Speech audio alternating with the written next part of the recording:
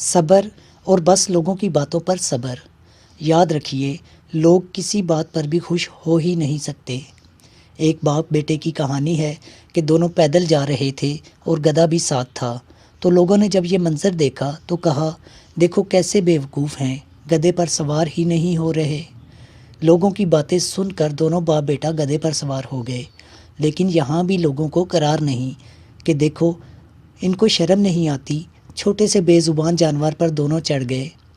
لوگوں کی بات سن کر باپ اتر گیا اور بیٹا سوار رہا۔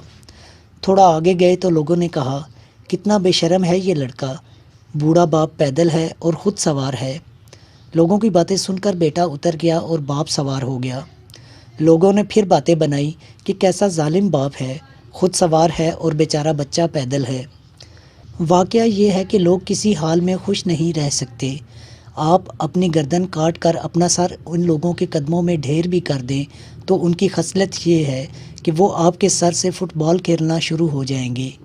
پھر بھی قصوروار آپ ہی ہوں گے کہ کہیں سے آواز آئے گی، گردن ٹھیک نہیں کاٹی، کک لگانے میں مشکل درپیش آ رہی ہے۔ حاصل کلام یہ کہ لوگوں کی باتوں میں نہ آئیں، جذبات کے دھارے میں بہہ نہ جائیں، خود کو مضبوط کریں، لوگوں کو نظر انداز کریں، ایک مقصد پر نظر ہو اور پھر منزل قریب تر ہو۔